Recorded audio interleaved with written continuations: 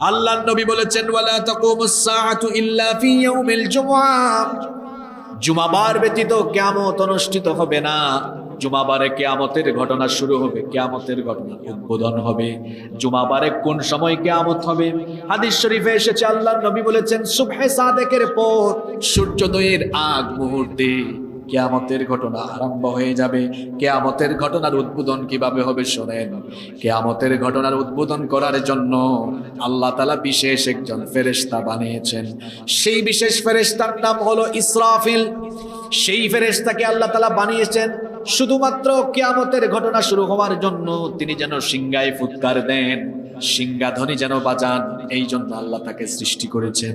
আর ওই ফেরেশতাকে সৃষ্টি করার পর থেকে সেই ফেরেশতা তার মুখের সামনে সিংহা নিয়ে অপেক্ষা করছেন। আরশে আজিমের দিকে কান পেতে আছেন কখন আল্লাহ তাকে আদেশ করেন। যখনই আল্লাহ তাকে আদেশ করবেন সঙ্গে সঙ্গে তিনি সিংহার মধ্যে ফুৎকার দিবেন। আর ইসরাফিল আলাইহিস সালামকে যে দায়িত্ব দেওয়া হয়েছে সিংহায় ফুৎকার দেওয়ার জন্য, আল্লাহর আদেশ যখন আসবে, জুমাবারে যখন কিয়ামত অনুষ্ঠিত হবে, তিনি তখন সিংহার মধ্যে ফুৎকার দিবেন মোট 2 বার। জুড়ে বলেন কয়বার? প্রথমবার সিংহায় ফুৎকার দেওয়ার পরে কি হবে শোনেন। প্রথমবার তিনি যখন সিংহায় ফুৎকার দিবেন, সিংহার সেই বিকট ধ্বনিতে, বিকট আওয়াজে, সেই সময়ে দুনিয়াতে বেঁচে থাকা প্রত্যেকটি নিকৃষ্ট চরিত্রের লোকদের মানুষের কানের পর্দা ফেটে গিয়ে মানুষগুলো বেহুশ হয়ে সাথে সাথে মারা যাবে। আল্লাহু আকবার। একটু চিন্তা করুন তো আওয়াজটা কত ভয়ানক, চিন্তা করুন তো আওয়াজটা কত সাংঘাতিক হলে পরে কানের পর্দা ফেটে গিয়ে সাথে সাথে মানুষ মারা যায়। এত মারাত্মক, এত বিকট, এত সাংঘাতিক আওয়াজ। এক সিংহার ফুৎকারে সেই সময়ে দুনিয়াতে বেঁচে থাকা নিকৃষ্ট চরিত্রের সকল লোকদের কানের পর্দা ফেটে গিয়ে মানুষগুলোর সাথে সাথে মারা যাবে। শুধু মানুষের কানের পর্দা ফাটবে না, আসমান ফেটে যাবে, জমিন ফেটে যাবে, গোটা বিশ্বজগৎ লণ্ডভণ্ড হয়ে যাবে। আল্লাহু আকবার। সেই ভয়ানক দৃশ্যের কথা রব্বুল আলামিন কোরআনে কারীমে এভাবে তুলে ধরেছেন। কোরআনুল কারীমের 39 নম্বর সূরা, সূরাতুজ জুমারের 68 নম্বর আয়াতে রব্বুল আলামিন বলছেন ওয়া নুফিখা ফিস সূরি ফাসাইকা মান ফিস সামাওয়াতি ওয়া মান ফিল আরদি ইল্লা মান শাআল্লাহ। আল্লাহ তাআলা বলছেন আর যখন প্রথমবার সিংহায় ফুৎকার দেওয়া হবে, আসমান সমূহ আর জমিনে যা আছে সব কিছু শেষ হয়ে যাবে। সবাই বেহুশ হয়ে কানের পর্দা ফেটে গিয়ে সবাই মারা যাবে। শুধু মানুষের অবস্থা, কানের পর্দা ফেটে গিয়ে মানুষ মরবে না, পাশাপাশি গোটা বিশ্বজগতে, সৃষ্টি জগতে এক ধরনের মহাকম্পন আরম্ভ হবে। এমন একটি বিরাট কম্পন, যে কম্পনের কথা আল্লাহ তাআলা কোরআনুল কারীমের 22 নম্বর সূরা, সূরাতুল হাজ্জের প্রথম আয়াতে বলছেন ইয়া আইয়ুহান নাসুত্তাকু রাব্বাকুম ইন্না যালজালাতাস সাআতি শাইউন আযীম। হ্যাঁ মানব জাতি, তোমরা তোমাদের সেই রবকে ভয় করো যেই রবের হুকুমে কিয়ামতের দিন এমন এক ভূকম্পন হবে, একটা কম্পনে সব কিছু লণ্ডভণ্ড হয়ে যাবে। ভালো করে শুনেন সেই বিভৎস পরিস্থিতির কথা। ইসরাফিলের সিংহার ফুৎকারের পরে আসমানের অবস্থা কি হবে, মহাশূন্যের পরিস্থিতি কি হবে। একটা সিংহার আওয়াজ এত মারাত্মক হবে, ইসরাফিলের সিংহার ফুৎকারের পরে আসমান দীর্ণ বিদীর্ণ হয়ে যাবে, আসমান ফেটে যাবে। আসমান ফেটে গিয়ে চূর্ণ বিচূর্ণ হয়ে গিয়ে এক আসমানের উপর আরেক আসমান ঠাস ঠাস করে পড়তে থাকবে। আল্লাহু আকবার। আল্লাহ তাআলা সেই ভয়ানক চিত্রের কথা কোরআনে কারীমে এভাবে তুলে ধরেছেন। কোরআনুল কারীমের 82 নম্বর সূরা, সূরাতুল ইনফিতারের প্রথম আয়াত থেকে আল্লাহ তাআলা বলছেন ইদাস সামাউন ফাতারাত وإذا الكواكب انتثرت وإذا البحار فجرت وإذا القبور بعثرت علمت نفس ما قدمت وأخرت। আল্লাহ তাআলা বলছেন ইদাস সামাউন ফাতারাত, যখন আসমান সমূহ দীর্ণ বিদীর্ণ হয়ে যাবে, স্মরণ করো সেই ভয়াবহ সময়ের কথা যখন ইসরাফিলের সিংগার ফুৎকারের পরে আসমানগুলো ফেটে যাবে। ফেটে গিয়ে এক আসমান আরেক আসমানের উপর এমন ভাবে পড়বে, আসমানগুলোকে আল্লাহ তাআলা কিভাবে গুটিয়ে ফেলবেন শোনেন। আল্লাহ তাআলা কোরআনুল কারীমের 21 নম্বর সূরা সূরাতুল আম্বিয়া 104 নম্বর আয়াতে বলছেন, ইয়াউমা নাতমিস সামাআ কাতাইয়িস সিজিল্লি লিল কুতুব। কিতাবের পৃষ্ঠার মতো আল্লাহ আসমানকে গুটিয়ে ফেলবেন। একটা টেবিলের মধ্যে ফাইলপত্র খোলার পরে তারপরে যেমন সেগুলোকে আবার গুটিয়ে ফেলা হয়, বুকশেলফে বা তাকে যেমন ফাইল বা বইগুলোকে একটার উপর আরেকটা রাখা হয়, কিতাবের পৃষ্ঠার মতো কিতাবের পৃষ্ঠাকে খোলার পরে যেমন সেগুলোকে আবার গুটিয়ে ফেলা হয়, 7 আসমানকে আল্লাহ একটার পর একটা সবগুলোকে আল্লাহ গুটিয়ে তার কুদরতি হাতের মুঠায় নিয়ে ফেলবেন। আল্লাহু আকবার। গোটা সৃষ্টি জগতে এক ভয়ঙ্কর পরিস্থিতি বিরাজ করবে। আসমানে মহাশূন্যে থাকা সূর্যের অবস্থা কি হবে? গরমের চুটে প্যান্ডেলে না বসে এখানে আপনারা অনেকে বসেছেন, বাবারা শোনেন, যে সূর্যের তাপে আপনারা বাগানে আশ্রয় নিলেন, এসিতে আশ্রয় নিলেন, এই সূর্য হলো পৃথিবী থেকে 13 লক্ষ গুণ বড়। সুবহানাল্লাহ। পৃথিবী কত বড়? পৃথিবীর চাইতে সূর্য আরো 13 লক্ষ গুণ বড়। এই সূর্য পৃথিবী থেকে 9 কোটি 30 লক্ষ মাইল দূরে। সূর্য যে হিট করছে, 9 কোটি 30 লক্ষ মাইল দূর থেকে সূর্য তার হিট, সূর্য তার তাপমাত্রা দিচ্ছে। সূর্যকে যে হিট দেওয়া হয়েছে, আজকে বিজ্ঞানের বদৌলতে আমরা জানতে পেরেছি সূর্যকে যে তাপমাত্রা দেওয়া হয়েছে, টেম্পারেচারের পরিমাণ হলো 1 কোটি 40 লক্ষ সেন্টিগ্রেড। আল্লাহু আকবার। এই 1 কোটি 40 লক্ষ সেন্টিগ্রেড থেকে কিন্তু পুরোটা সূর্য দেয় না, পুরোটা আসে না। যেমন আজকে কত, আমি স্টেজে আসার আগে খেয়াল করেছিলাম 35 ডিগ্রি, কিন্তু সূর্যকে দেওয়া হয়েছে 1 কোটি 40 লক্ষ সেন্টিগ্রেড। আপনারা আজকে পাইছেন কত? কথা বলেন না কেন? জোরে বলেন। পাইছেন 35, কিন্তু সূর্যকে তো আল্লাহ দিয়েছেন 1 কোটি 40 লক্ষ। 35 ডিগ্রিতে আপনারা দিশেহারা, গাছের নিচে আশ্রয় নিয়েছেন। পুরোটা আসলে আমরা কি বেঁচে থাকতে পারতাম নাকি? আল্লাহর দয়া আমাদের উপরে কম না বেশি? সূর্যের আলো যেন পুরোটা পৃথিবীতে না আসে, এজন্য আল্লাহ কি করেছেন শোনেন। বায়ুমণ্ডলে আল্লাহ তাআলা প্রতিবন্ধকতা সৃষ্টি করেছেন। বিজ্ঞানের বদৌলতে আমরা আজকে এগুলো জেনেছি। আসমান সমূহে বায়ুমণ্ডলীয় অনেক স্তর আল্লাহ সৃষ্টি করেছেন, সেগুলোকে বিজ্ঞান বলে স্ট্রাটোস্ফিয়ার, ট্রাপোস্ফিয়ার, আইনোস্ফিয়ার, ম্যাগনেটোস্ফিয়ার, এক্সোস্ফিয়ার, এরকমের অনেকগুলো ফিল্টার বা স্তর আল্লাহ বায়ুমণ্ডলে স্থাপন করেছেন। এজন্য সূর্যের আলো সরাসরি দুনিয়াতে আসে না, ওই ফিল্টারগুলোতে বাধাপ্রাপ্ত হয়ে, পিউরিফাইং হয়ে হয়ে, ফিল্টারগুলোতে সূর্যের আলো পিউরিফাইং হয়ে হয়ে হয়ে হয়ে যতটুকু টেম্পারেচার আসলে পরে দুনিয়ার উদ্ভিদ, প্রাণী, মানুষ সবাই বেঁচে থাকবে, ততটুকু আলো আল্লাহ দয়া করে পাঠান। কিয়ামতের দিন যখন ইসরাফিল তার সিংহায় ফুৎকার মারবে, ইসরাফিলের সিংহার ফুৎকারে আসমান শুধু ফাটবে না, সূর্য ফেটে চূর্ণ বিচূর্ণ হয়ে যাবে। আল্লাহু আকবার।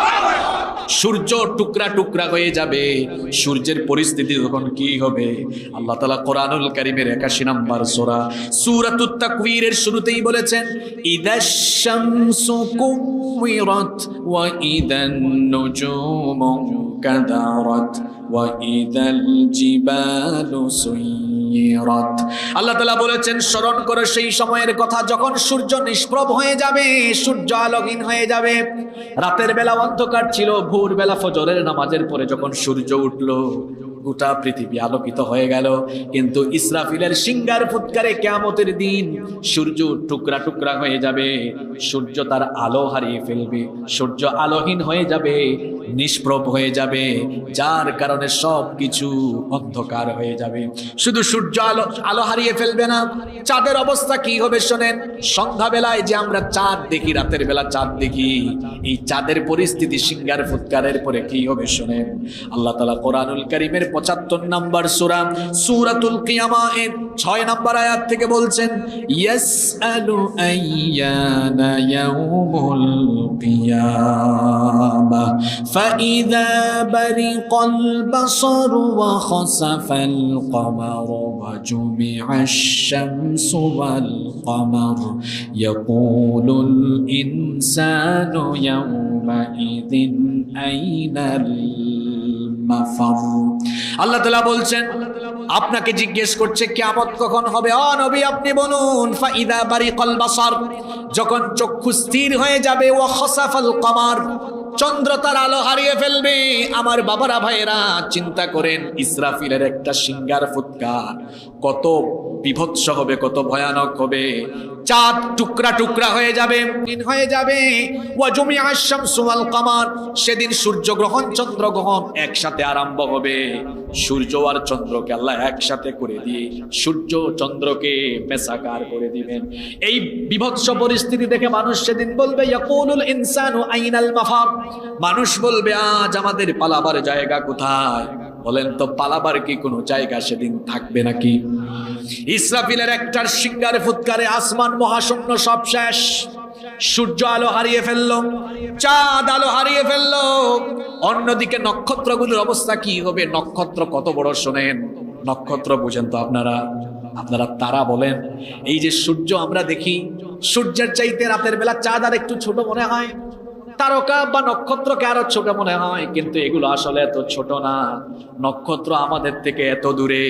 যে সূর্য পৃথিবী থেকে 13 লক্ষ গুণ বড়, ওই সূর্যের চাইতে আসমানে মহাশূন্যে যে তারকা আছে, এক একটা তারকা এমনও আছে যেটা সূর্যের চাইতে আরো 50,000 কোটি গুণ বড়। সুবহানাল্লাহ কি বাড়িতে গিয়ে বলবেন আপনি? যে সূর্য পৃথিবীর চেয়ে 13 লক্ষ গুণ বড়, ওই সূর্যের চেয়ে আরো 50,000 কোটি গুণ বড় এক একটা তারকা আল্লাহ মহাশূন্যে বানিয়েছেন। সুবহানাল্লাহ বলেন। এই নক্ষত্রগুলো ইসরাফিলের সিঙ্গার ফুৎকারের পরে কি হবে শোনেন। আল্লাহ তাআলা বলেছেন ওয়া ইদান নুজুমুন কাদারাত, এই নক্ষত্রগুলো টুকরা টুকরা হয়ে যাবে, খসে খসে পড়ে যেতে থাকবে।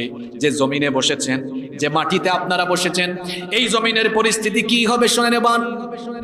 এই জমিন কিভাবে শেষ হয়ে যাবে শোনেন। ইসরাফিল যখন সিঙ্গায় ফুৎকার মারবে, সারা দুনিয়ার জমিন একসাথে কেঁপে উঠবে। এখন বাংলাদেশে ভূমিকম্প হলে অন্য দেশে হয় না, কিন্তু ইসরাফিলের সিঙ্গার ফুৎকারের পরে তাম দুনিয়ার জমিন একসাথে কেঁপে উঠবে। আল্লাহ তাআলা সূরা জিলজালের মধ্যে বলেছেন, যারা পারেন আমার সঙ্গে পড়েন, ইদা জুলজিলাতিল আরদু জিলজালাহা ওয়া আখরাজাতিল আরদু আথকালাহা। স্মরণ করো যখন ইসরাফিলের সিঙ্গার ফুৎকারের পরে জমিনকে প্রবলভাবে প্রকম্পিত করা হবে।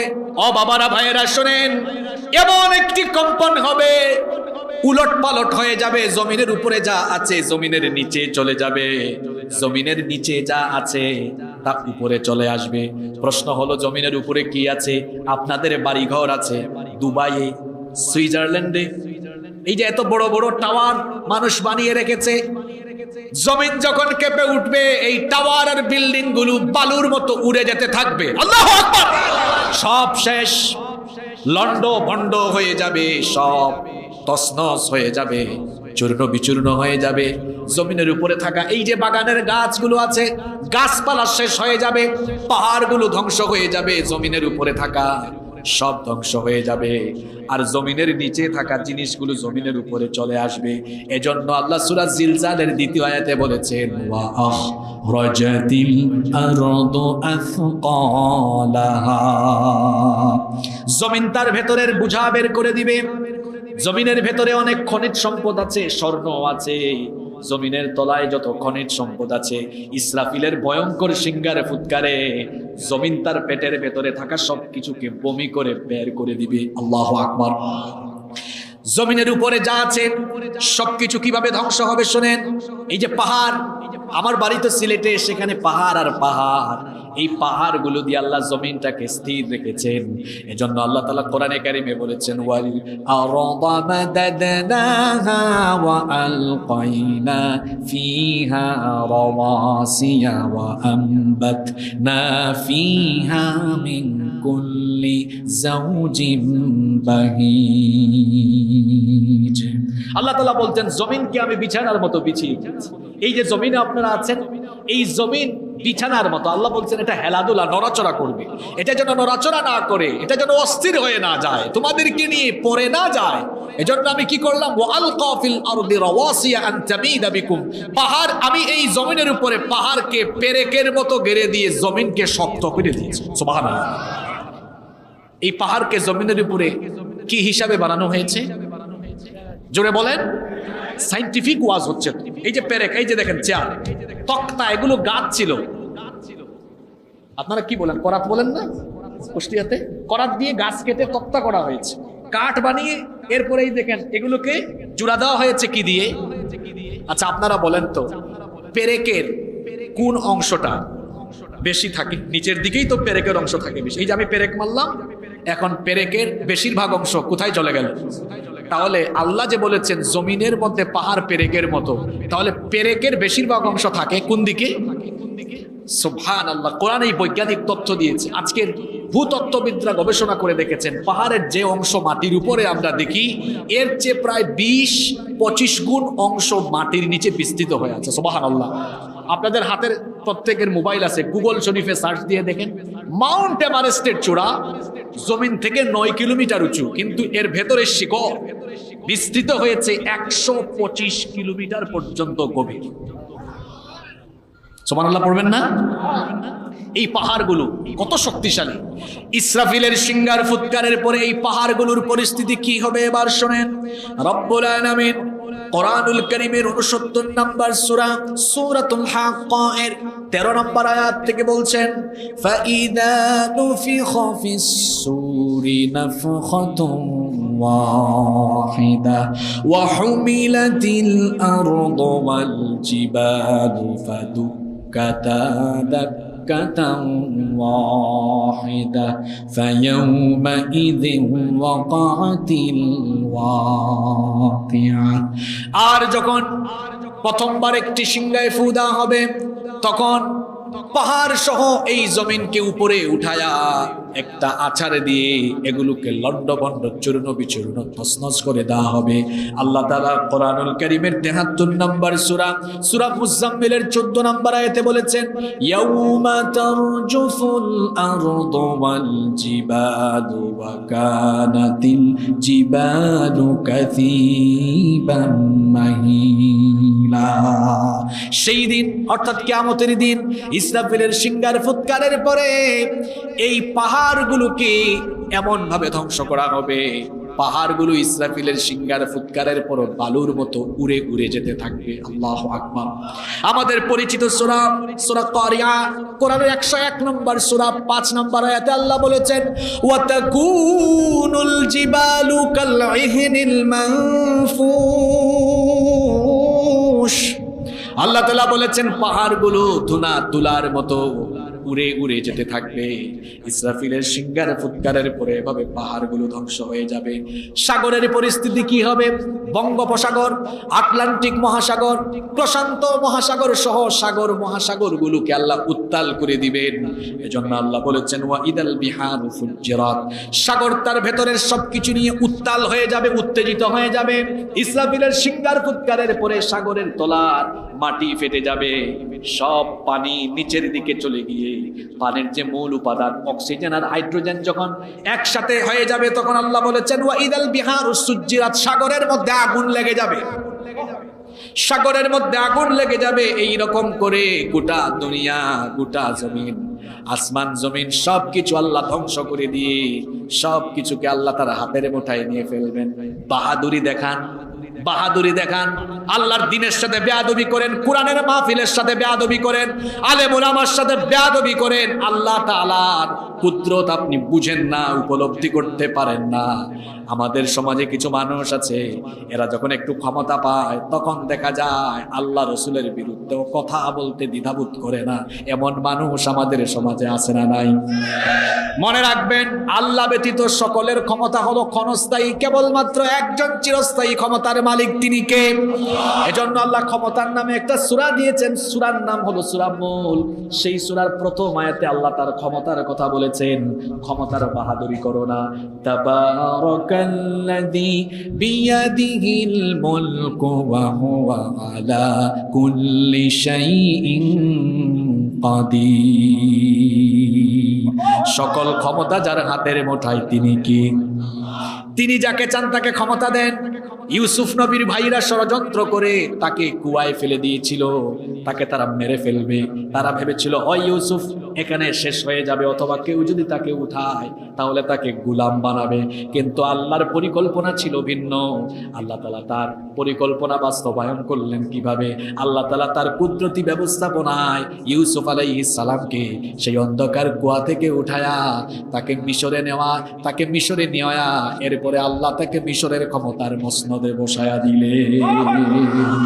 আবার আল্লাহ যাকে চান জুতার বাড়ি খাওয়ায়া ক্ষমতার চেয়ার থেকে নামাতে পারেন কি পারেন না?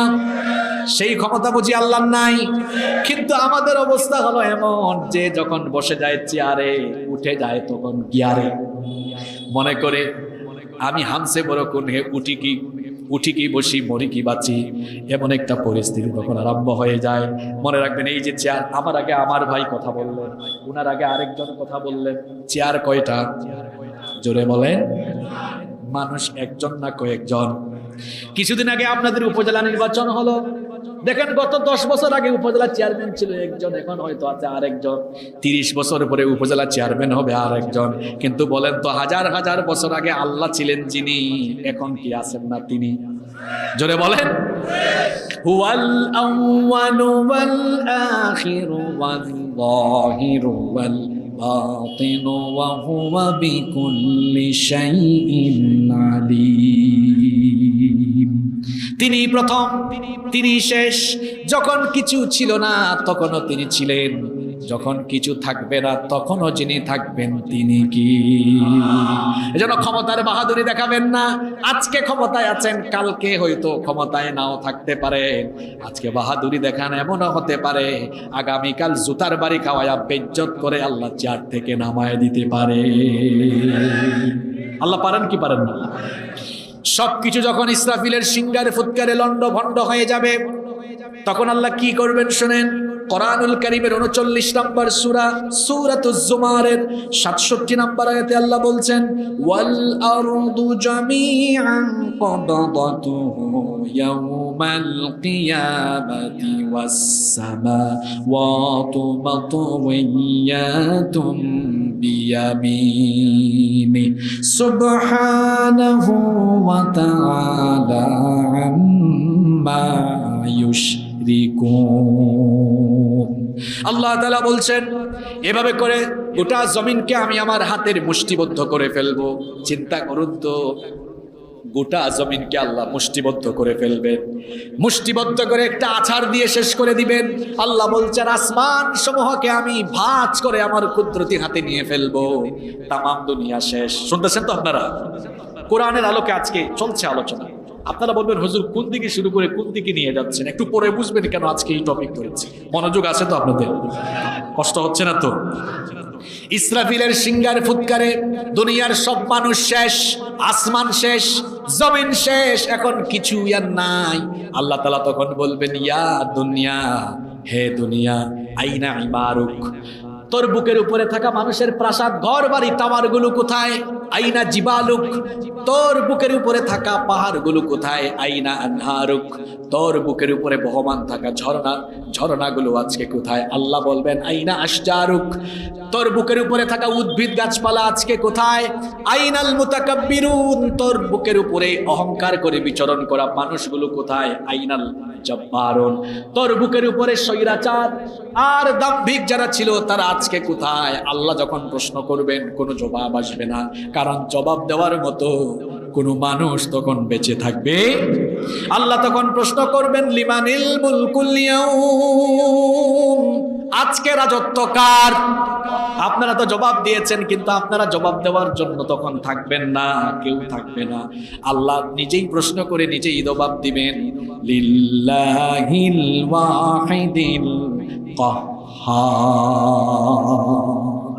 আজকে ক্ষমতা কেবল একজনের, তিনি কি? জোরে বলেন, তিনি কে? আল্লাহ মালাকুল মউতকে ডাকবেন। আপনারা যাকে আজরাইল বলেন, আজরাইল নামে কোন ফেরেশতার নাম কোরআন হাদিসে নাই, এগুলো ইসরাইলি বর্ণনা।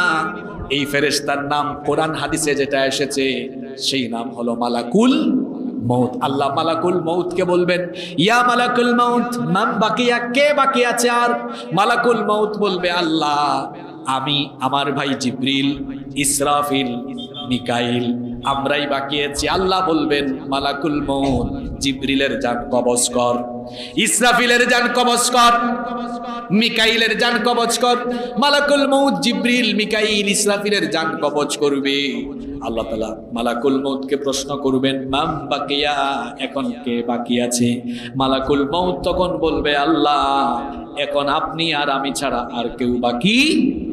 আল্লাহ বলবেন, তাহলে তুইও আর থাকবি না, মুত মুত ইয়া মালাকুল মউত, মালাকুল মউত তুইও এখন মরে যা। যে মালাকুল মউত দুনিয়ার সকল প্রাণী মানুষের জান কবজ করেছে, প্রাণ কবজের, রূহ কবজের কষ্ট সে জানে না। আল্লাহ যখন তাকে বলবেন, তুই তোর জান নিজেই কবজ কর, মালাকুল মউত তখন বিকট একটা চিৎকার দিয়ে মালাকুল মউত শেষ হয়ে যাবে। এখন মালাকুল মউত নাই, কেউ নাই, শুধুমাত্র আছেন একজন, তিনি কি? এজন্য আল্লাহ তাআলা বলেছেন কেউ থাকবে না। আমাদের পছন্দের সূরা সূরা রহমানের 26 এবং 27 নম্বর আয়াতে আল্লাহ বলছেন, কুল্লু মান আলাইহা ফানি ওয়া ইয়াবকা ওয়াজহু রাব্বিকা যুল জালালি ওয়াল ইকরাম। সবকিছু ফান হয়ে যাবে, ধ্বংস হয়ে যাবে, কেবলমাত্র মহামহিয়ান সত্তা যিনি অবশিষ্ট থাকবেন। গলার আওয়াজ বড় করে সবাই বলেন, তিনি কি? কেউ নাই, সব শেষ। ইসরাফিল সিংহায় ফুৎকার দিবে কয়বার? জোরে বলেন। আলোচনার শুরুতে বলেছিলাম না, কয়বার? ইসরাফিল এখন আছে? এখন আছে? নাই তো, সেও মরে গেছে। এবার শুরু হবে বাস, পুনরুত্থান। ঈমান যে বিষয়ের উপরে আনতে হয় তার মধ্যে একটা বিষয় হলো ওয়াল বাসি বাদাল মাউত, মৃত্যুর পরে আবার আল্লাহ জীবিত করবেন। তাফসীর ইবনে কাসিরের মধ্যে এসেছে, কিয়ামতের ঘটনা ঘটার পরে যখন সব লন্ডভন্ড হয়ে যাবে, এবার আল্লাহ তাআলা জীবিত করা আরম্ভ করবেন। আর প্রথমে আল্লাহ যাকে জীবিত করবেন সে হলো ইসরাফিল। জোরে বলেন, প্রথমে যাকে জীবিত করা হবে তার নাম কি? ইসরাফিল। ইসরাফিলকে কেন আল্লাহ প্রথমে জিন্দা করবেন? তাফসীর ইবনে কাসিরের মধ্যে এসেছে, এজন্য আল্লাহ ইসরাফিলকে প্রথমে জিন্দা করবেন কারণ ইসরাফিলের একটা দায়িত্ব বাকি আছে। সেই দায়িত্ব হলো আরেকবার সিংহায় ফুৎকার দেওয়া। আল্লাহ ইসরাফিলকে জীবিত করে বলবেন, ইসরাফিল তুমি দ্বিতীয়বার সিংহায় ফুৎকার দিয়ে তোমার দায়িত্ব সম্পন্ন করো। এবার ইসরাফিল দ্বিতীয়বার সিংহায় ফুৎকার দিবে। দ্বিতীয়বার যখন সিংহায় ফুৎকার মারবে তখন কি হবে? আল্লাহ তাআলা সূরা জুমারের 68 নম্বর আয়াতে বলেছেন, সুম্মা নুফিখা ফীহি উখরা ফাইযা হুম কিয়ামুন ইয়ানদুরুন। অতঃপর দ্বিতীয়বার যখন সিংহায় ফুৎকার দেওয়া হবে, মানুষ তখন কবর থেকে উঠতে থাকবে, কবরগুলো খুলে যাবে। আর সর্বপ্রথম যার কবর খুলে যাবে, সর্বপ্রথম যাকে কবর থেকে উঠানো হবে তিনি আর কেউ নন, আমাদের প্রিয় নবী, নবীদেরও নবী, রাহমাতাল লিল আলামিন মুহাম্মাদুর রাসূলুল্লাহ সাল্লাল্লাহু আলাইহি ওয়াসাল্লামকে আল্লাহ সবার আগে কবর থেকে উঠাবে।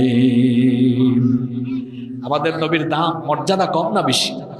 এজন্য আল্লাহর নবী বলেছেন, আনা সাইয়্যিদু ওয়ালাদি আদম ইয়াউমাল কিয়ামাহ। আল্লাহ তাআলা আমাকে কিয়ামতের দিন আদম সন্তানের নেতা বানাবেন। ওয়া আনা আউয়ালু মান ইয়ানশাক্কু আনহুল কবর, এবং সর্বপ্রথম যাকে কবর থেকে উঠাবেন সেই ব্যক্তি হলাম আমি। প্রথমে দুনিয়ায় এসেছে আদম, দুনিয়াতে সবার বাবা আদম আলাইহিস সালাম প্রথমে এসেছেন, কিন্তু কবর থেকে উঠানোর সময় আল্লাহ আমাদের নবীকে আগে উঠাবেন। সুবহানাল্লাহ। এরপরে ধাপে ধাপে সব কবর খুলে যাবে, আপনাদের এই খুকসারো কবরস্থানের সব কবর খুলে যাবে। কবর থেকে উঠে মানুষ কিভাবে দৌড়াবে শুনেন এবার আল্লাহ কি বলছেন।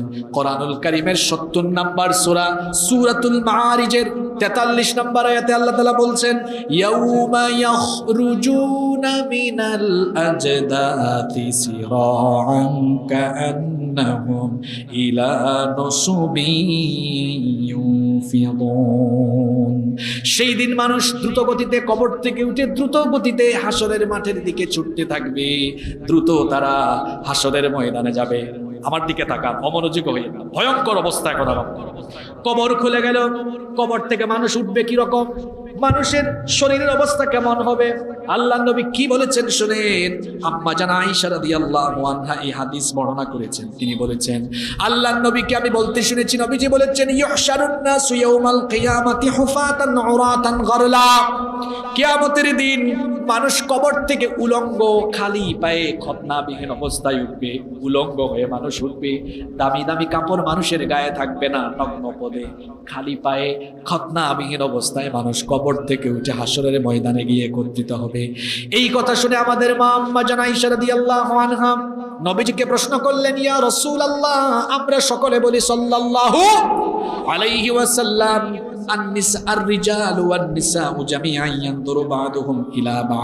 যদি সবাই উলঙ্গ হয়ে হাসরের মাঠে উঠে তাহলে পুরুষ নারী একজন আরেকজনের দিকে কি তাকাবে না? ও গো আল্লাহর নবী, আমার কি তখন লজ্জা লাগবে না? আল্লাহর নবী তখন বললেন, হে আয়েশা শোনো, আল আমরু আশাদ্দু মিন আইয়ানজুরা বা'দুহুম ইলা বা'দ।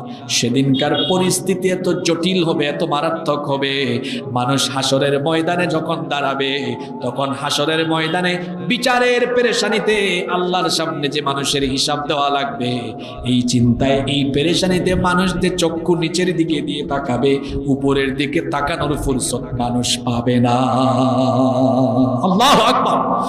এইরকম ভয়ঙ্কর পরিস্থিতি সেদিন বিরাজ করবে। মানুষ কাউকে নিয়ে চিন্তা করবে না, নিজেকে নিয়ে সে ভাববে, নিজের চিন্তায় সে থাকবে। মানুষ সেদিন তার স্ত্রী, সন্তান, পিতামাতা, বন্ধু বান্ধব সবাইকে ভুলে যাবে। কারো সঙ্গে কথা বলবে না, কারো দিকে তাকাবে না, কারো সাহায্য সহযোগিতা এগিয়ে আসবে না, সবাই সবাইকে ছেড়ে পালাবে। মানুষ শুধু নিজেকে বাঁচানোর ধান্দায় থাকবে। এজন্য আল্লাহ তাআলা কোরআনুল কারীমের ৮০ নম্বর সূরা আবাসা এর ৩৪ নম্বর আয়াত থেকে বলছেন, ইয়াউমা ইয়াফিরুল মারউ মিন আখিহি ওয়া উম্মিহি ওয়া আবিহি ওয়া সাহিবাতিহি ওয়া বানিহি বিকুল্লি ইমরিইম মিনহুম ইয়াউমা ইদিন শা'নুন ইউগনি। সেদিন মানুষ তার পিতা মাতা, ভাই বোন, সন্তান সন্ততি, পরিবারের সবাইকে রেখে পালাবে। মানুষ তার নিজেকে নিয়ে ব্যস্ত থাকবে, কিভাবে নিজেকে বাঁচানো যায় এই চিন্তায় পেরেশান থাকবে। নাফসি নাফসি জিকির করবে। হাসরের ময়দানে কবর থেকে সকল মানুষকে উঠায় আল্লাহ একত্রিত করবেন। এজন্য আল্লাহ তাআলা বলেছেন, কুল ইন্নাল আউয়ালিনা ওয়াল আখিরিনা লামাজমুউনা ইলা মিকাতি ইয়াউমিন মা'লুম। হ্যাঁ নবী, আপনি বলুন, প্রথম থেকে শেষ, পূর্ববর্তী পরবর্তী সকলকেই হাসরের ময়দানে একত্রিত করা হবে। কোরআনুল কারীমের ১৮ নম্বর সূরা সূরাতুল কাহাফের ৪৭ নম্বর আয়াতে আল্লাহ বলেছেন, ওয়া হাশরনাহুম ফালাম নুগাদির মিনহুম আহাদা। অবশ্যই সবাইকে একত্রিত করা হবে, কেউ বাদ যাবে না, সবাইকে আল্লাহ একত্রিত করবেন। কবর খুলে যাবে, কবর থেকে মানুষ উলঙ্গ, নগ্ন পদে, খতনাবিহীন অবস্থায় হাসরের ময়দানে গিয়ে একত্রিত হবে। হাসরের মাঠ কায়েম হয়ে যাবে। সেই বিচারের দিনে তো ভয়াবহ হবে। এখন তো দিন হলো ১২ ঘন্টা, 11 ঘন্টা কখনো হয়, 13 ঘন্টাও হয়, রাত 11, 12, 13 হয়। কিন্তু হাসরের দিন কত লম্বা হবে শোনেন। আল্লাহর নবী বলেছেন, কানা মিকদারুহু ৫০ আলফা সানা। হাসরের দিন হবে ৫০,০০০ বছর লম্বা। আল্লাহু আকবার। কত বছর? জোরে বলেন, কত বছর? হাসরের দিন হবে 50,000 বছর লম্বা, আর পরিস্থিতি এত ভয়াবহ হবে। আমার বাবারা, আমার ভাইয়েরা শোনেন, এই যে সূর্য 9,30,00,000 মাইল দূরে, হাসরের দিনে, বিচারের দিনে এই সূর্য মানুষের মাথার একেবারে নিকটবর্তী হয়ে যাবে। মানুষের মাথার নিকটবর্তী হয়ে যাওয়ার কারণে পাপী তাপী গুনাহগারদের মাথার চান্দি ফেটে যাবে, জমিন তামায় পরিণত হয়ে যাবে, হাসরের ময়দান তামা হয়ে যাবে, আর চান্দি ফেটে মগজগুলো উতরাতে থাকবে। এই ভয়ঙ্কর পরিস্থিতি বোঝানোর ভাষা আমার কাছে নাই। এটা দৃষ্টান্ত যদি দেই, চুলায় যখন ভাত রান্না করা হয়, পানি গরম হয়ে গেলে চাল যেমন উতরাতে থাকে, সূর্যের প্রখর তাপে গুনাহগারদের মাথার চান্দি ফেটে মগজগুলো উতরে উতরে উতরে উতরে গলে গলে বেয়ে বেয়ে পড়তে থাকবে। মানুষেরা এত বেশি ঘামাবে। আজকেও তো আপনারা ঘামাচ্ছেন, আমিও ঘামাচ্ছি, কিন্তু হাসরের ময়দানে প্রত্যেকেই তার গুনাহ অনুযায়ী, কেউ হাঁটু পর্যন্ত, কেউ কোমর পর্যন্ত, কেউ গলা পর্যন্ত, কেউ বা আবার তার বেশি ঘামের মধ্যে সাঁতরাতে থাকবে। পিপাসার যন্ত্রণায় কাতর হয়ে গিয়ে জিহ্বাটা মুখের ভেতর থেকে বের হয়ে ঝুলে কলিজা একেবারে নাভি পর্যন্ত ঝুলে থাকবে। গোটা হাসরের ময়দানে বিভৎস এক পরিস্থিতি বিরাজ করবে। 50,000 বছর দাঁড়িয়ে থাকতে থাকতে মানুষেরা পেরেশান হয়ে যাবে, দিশেহারা হয়ে যাবে, হয়রান হয়ে যাবে। লোকেরা এবারে যাবে আমাদের বাবা পৃথিবীর প্রথম মানুষ এবং প্রথম নবী সাইয়্যিদিনা আদম আলাইহিস সালামের কাছে গিয়ে বলবেন, বাবা আদম, আপনি পৃথিবীর প্রথম মানুষ, আপনাকে আল্লাহ নিজের হাতে বানিয়েছেন, আপনার ভেতরে আল্লাহ নিজেই রূহ ফুঁকে দিয়েছেন, আপনি আল্লাহর কাছে দোয়া করেন তিনি যেন বিচার শুরু করে দেন, হাসরের ময়দানে তিনি যেন বিচার আরম্ভ করেন। 50,000 বছর দাঁড়িয়ে থাকতে থাকতে আমাদের আর সহ্য হয় না। বাবা আদম আলাইহিস সালাম তখন বলবেন, আমার বাবারা, আমি পারবো না, কারণ আমি নিষিদ্ধ গাছের ফল ভক্ষণ করেছিলাম, জানি না আমার রব আজ আমার সাথে কি আচরণ করেন, আমি পারবো না, চলে যাও আমার ছেলে নূহের কাছে। লোকেরা নূহ আলাইহিস সালামের কাছে গিয়ে দেখবেন এত বড় পয়গাম্বর, তিনিও তখন নাফসি নাফসি জিকির করছেন। লোকেরা গিয়ে বলবে, আপনি আল্লাহর কাছে দোয়া করেন আল্লাহ যেন বিচার আরম্ভ করেন। তিনি বলবেন, আমি পারবো না, কারণ আমি আমার উম্মতের জন্য দোয়া করেছিলাম, জানি না আজ আমার রব আমার সঙ্গে কি আচরণ করেন, আমি পারবো না, চলে যাও জাতির পিতা ইব্রাহিম আলাইহিস সালামের কাছে। ইব্রাহিম আলাইহিস সালাম অপারগতা পোষণ করবেন, তিনি বলবেন, চলে যাও মুসা কালিমুল্লাহর কাছে। লোকেরা গিয়ে মুসা নবীকে বলবেন, ওগো আল্লাহর নবী মুসা, দুনিয়াতে থাকা অবস্থায় আপনি যখন তখন আল্লাহর সাথে কথা বলেছেন, আজকে আল্লাহর সাথে কথা বলেন তিনি যেন বিচারের কাজটা আরম্ভ করে দেন। মুসা নবী বলবেন, আমিও পারবো না, কারণ আমি ফেরাউনের বংশের এক লোককে একটা থাপ্পড় দিয়া দুনিয়া থেকে বিদায় করেছিলাম, জানি না আজ আল্লাহ আমার সাথে কি ব্যবহার করেন। চলে যাও ঈসা রূহুল্লাহর কাছে। লোকেরা ঈসা আলাইহিস সালামের কাছে যখন যাবে, ঈসা ইবনে মারইয়াম তখন বলবেন, আমিও পারবো না, কারণ খ্রিস্টানরা আমাকে আল্লাহর ছেলে বানিয়েছে, জানি না আজ আমার রব এজন্য আমার সাথে কি আচরণ করেন। তোমরা এত জায়গায় ঘোরাঘুরি করো না, চলে যাও আখিরি নবী মুহাম্মাদুর রাসূলুল্লাহ পড়েন সাল্লাল্লাহু আলাইহি ওয়াসাল্লামের কাছে।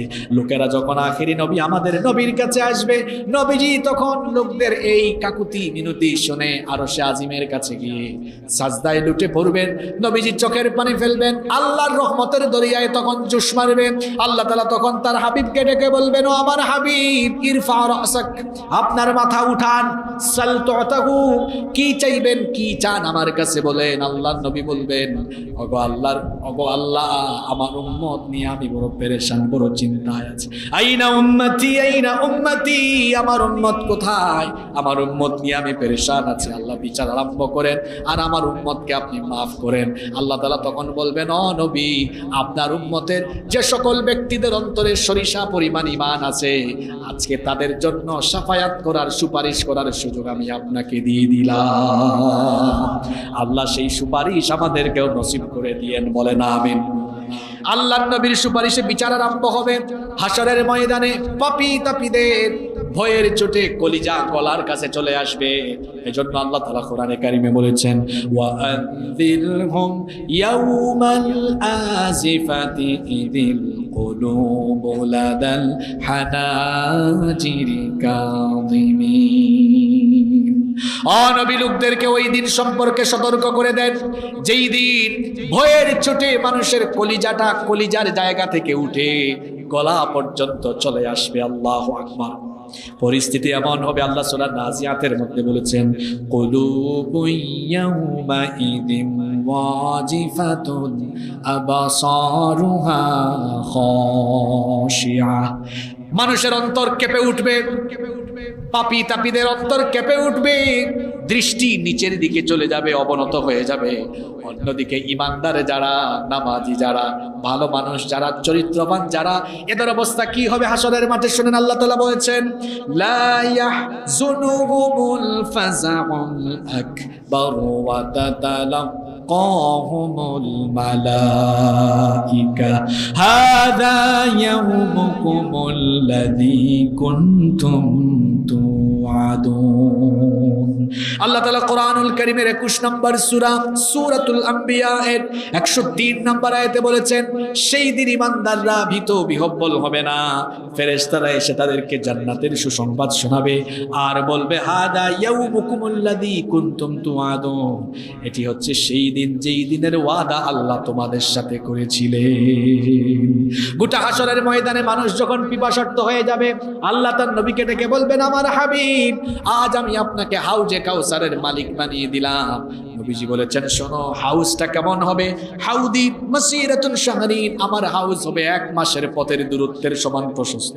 মাউহু আবিয়াদু মিনাল লাবান, হাউজে কাউসারের পানি হবে দুধের চাইতেও সাদা। ওয়ারিহুহু আতয়াবু মিনাল মিস্ক, এবং এর ফ্লেভারের সেন্ট, সুগন্ধ হবে মেশকে আম্বরের সুগন্ধির চেয়েও আরো সুগন্ধিযুক্ত। আর এই হাউজে কাউসারের পানি এটা হবে এমন, মান শারিবা মিনহা ফালা ইয়াদমাউ আবাদা, হাউজে কাউসারের পানি যে ব্যক্তি একবার পান করবে তার গোটা জীবনের তৃষ্ণা নিবারণ হয়ে যাবে। আল্লাহর নবীকে আল্লাহ হাউজে কাউসার দান করবেন। নবীজি বলেছেন, আসমানে যতগুলো তারকা আছে এর চাইতেও বেশি হাউজে কাউসারের পেয়ালা আল্লাহ আমাকে দান করবেন, আর আমি আমার মায়ার উম্মতদেরকে সেদিন হাউজে কাউসার বিলাতে থাকবো। আল্লাহ তাআলা আমাদেরকে হাউজে কাউসার নসিব করে দিয়েন, বলেন আমিন।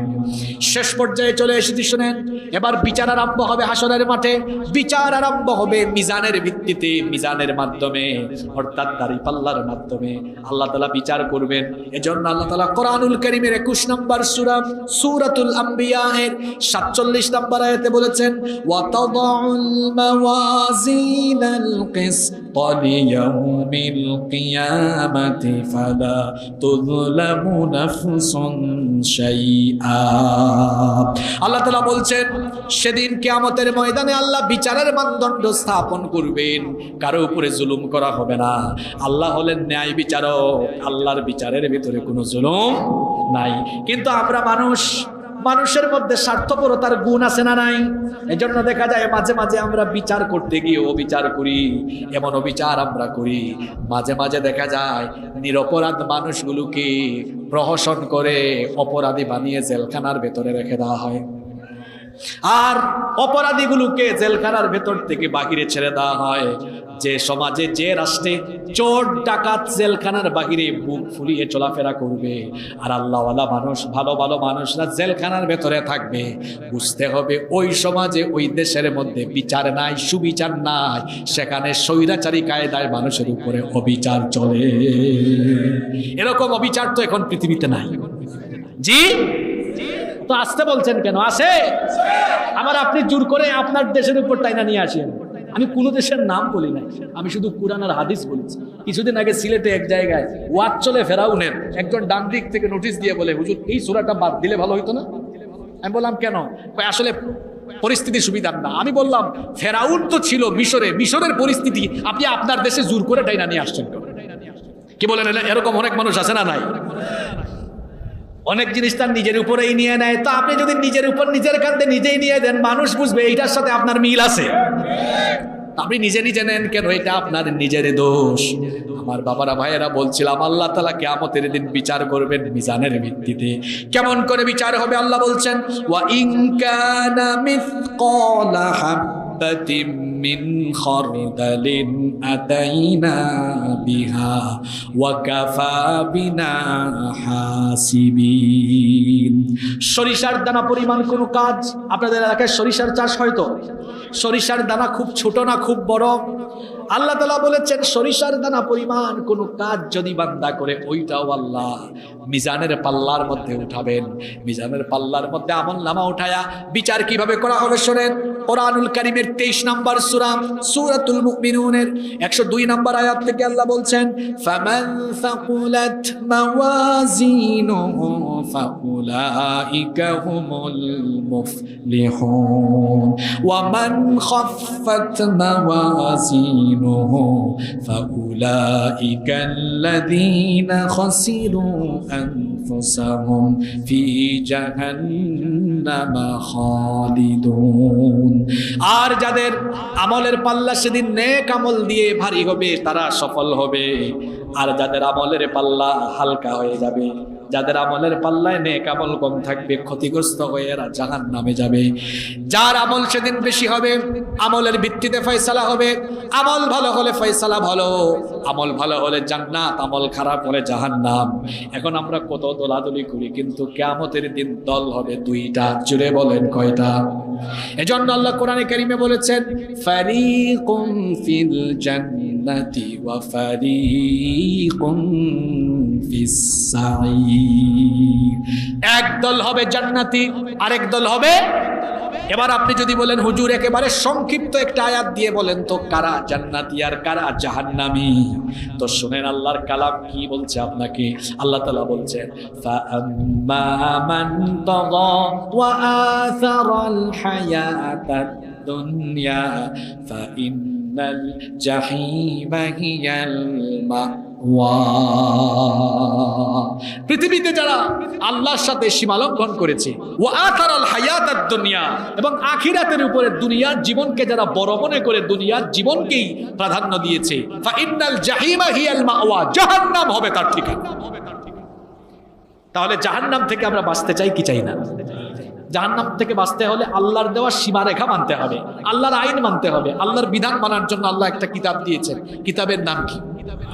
এই কিতাবের রঙে রঙিন হয়ে জীবন সাজাতে হবে। একদিনের ওয়াজে আমি আপনার জীবন বদলাতে পারবো না।